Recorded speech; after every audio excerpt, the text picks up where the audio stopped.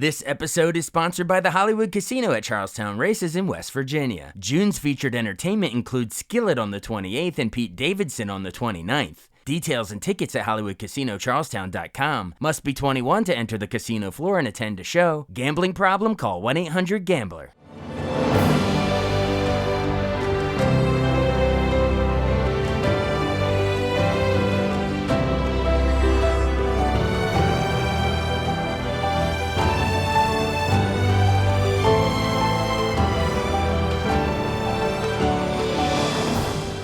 Welcome to the newest episode of Beyond the Fame with Jason Fraley. I'm your host, Jason Fraley, picking the brains of the top filmmakers, musicians, and artists of our time. The National Geographic documentary Clotilda, The Return Home premieres today on Hulu and Disney+. I spoke to Nat Geo explorer Tara Roberts about this amazing true story of the last known American slave ship, the Clotilda, which was just recently discovered in 2019 in Mobile, Alabama, and whose descendants now make the trip back to Africa to symbolically bring their enslaved ancestors home. Hey, Tara Roberts. Hey, thanks so much for joining us on WTOP in Washington, D.C. Hey, glad to be here. We are talking because you are the National Geographic explorer that's featured on the upcoming documentary. It's called Clotilda, The Return Home. It's a special 1-hour event that's going to be on Disney Plus via Nat Geo on June 17th, sort of tied into the whole Juneteenth sort of next week-ish we have coming up. So, hey, thanks for joining us. Yeah, thank you for having me. Yeah, so I just watched it last night, and it's such a fascinating subject. I mean, I know, I assume you saw the one, I guess, that Obama's company, the Descendant, that they did on Netflix a few years ago, but that was more about, like, the descendants, living here in the southern U.S., where the shipwreck was found and all that. But what's fascinating about this one, and what makes it different, everyone needs to watch it, is sort of the return home, this journey to go back to the source of all of it in Africa. So I thought that was cool. But yeah, are there any distinctions you want to draw between those two? Because I don't want people to get them confused. I don't want to be like, we already saw this movie. You know what I mean? Like the return home is what makes this thing special. Yeah, that's good that you made the parallels. And it does feel like to get the full story, like it's great to watch them both. I think you're right that the Descendant story focuses on what's happening in the community there in Africatown, but Clotilda, The Return Home is about the descendants, specifically of Cudjoe Lewis and Gumpa Lee, who were two of the Africans that were on the Clotilda, and it's about their descendants actually tracing the route that they took to come to the Americas. So Cudjoe Lewis actually drew a map back in 1860 that detailed his route from his village in the north of Benin all the way to the U.S. And he drew that map and then gave it to his descendants who passed it down from generation to generation. And we followed that route back home, and it was amazing.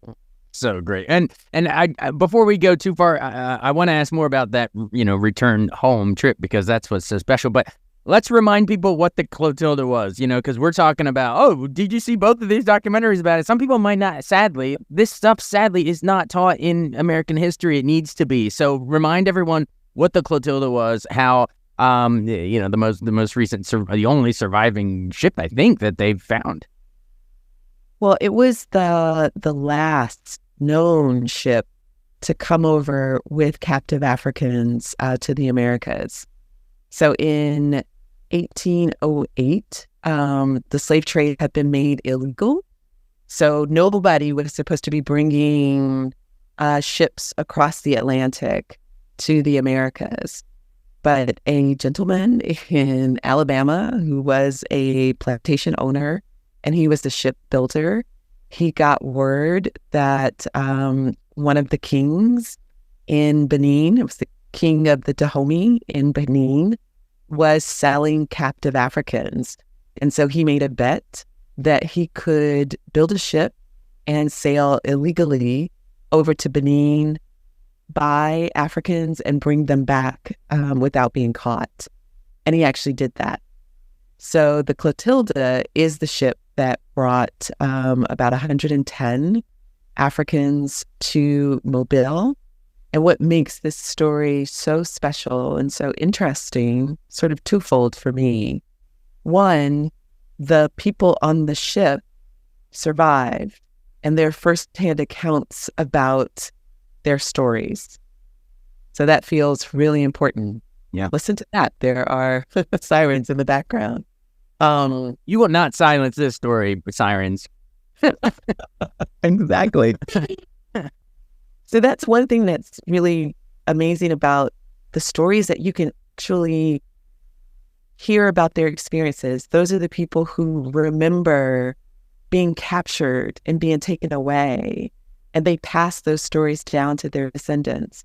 And the other really special thing about them is that once they were freed, so they were brought over in 1860, and then they were freed in 1865 when the Civil War happened.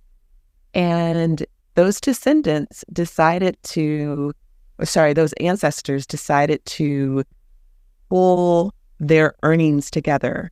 Once they were freed, they started working as sharecroppers around Mobile, and it took them 9 years.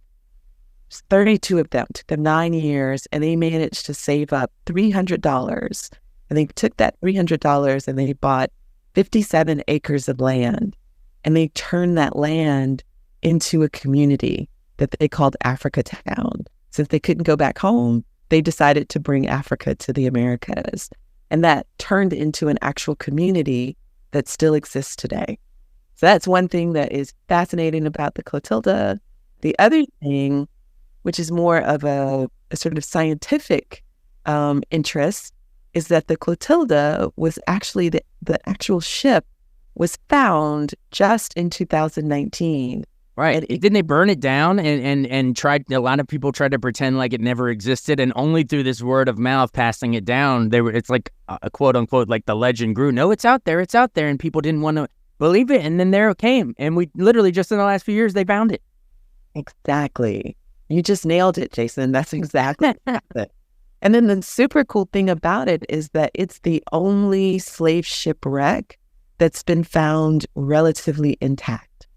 So most of these ships are like splinters on the ocean floor because they were made out of wood. And this was, 200-300 years ago. So when they wrecked, the ocean reclaimed them. But with the Clotilda, because they sank it in the Mobile River, which is a very muddy river, the mud preserved the wreck. So it is a scientific marvel that everybody is super excited about. Yeah, it is just fascinating stuff. Well, that's sort of the historic and the scientific, the net geo type stuff that's cool about discovering the shipwreck. There's a lot of cool scientific discovery angle to this. But talk about sort of the human emotions of these descendants, these folks from I guess they're from Mobile or the general area, that get together and now are traveling with cameras following them back across and basically returning to the place where their ancestor was actually sold off on a slave ship. Like, talk about the emotions. Gosh, they break down crying in this thing. It's powerful. But yeah, talk about why you think that. I mean, it's obvious, but so I have a soundbite. Why do you think it's so emotional for them to return? Yeah, I mean, again, I think, Jason, that you nailed it in your question. But to take they didn't take the remains, but they took soil from the grave sites of their ancestors. Again, it's Cudjoe Lewis and Gumpoli, and the descendants of Cudjoe Lewis, it's Gary, Altavis, and Cassandra. Their ancestor Cudjoe had always said that he wanted to go home. Always. And this is 150 years ago that he said, I want to go back home. And he was never able to do it. So for them, fulfilling that dream of their ancestor just meant everything. Like, one, I think it touched them because they could fulfill that dream. But I also think that as African Americans who also just understand the horrors and the difficulties that their ancestors, that all of our ancestors experienced, to be able to return to this place where their ancestors were whole. It just, I mean, I don't even know if I have all the words for it, but it means everything. Yeah, and even when there's a powerful moment in towards the end of this hour-long special where you're getting kind of tearing up too, and you're like, I'm tearing up, and it's not even my story. And almost this before you can even finish that line, the woman, the descendant says, actually, it is your story, and you almost have this epiphany, like, whoa, even if it's not directly my intimate family story, it really is the story of so many African Americans in here in America. Yeah. I think what made it so special for me is that most African Americans cannot trace their ancestry back to a specific place in Africa.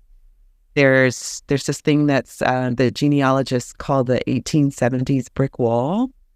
And it is what happens when most African Americans try to trace back.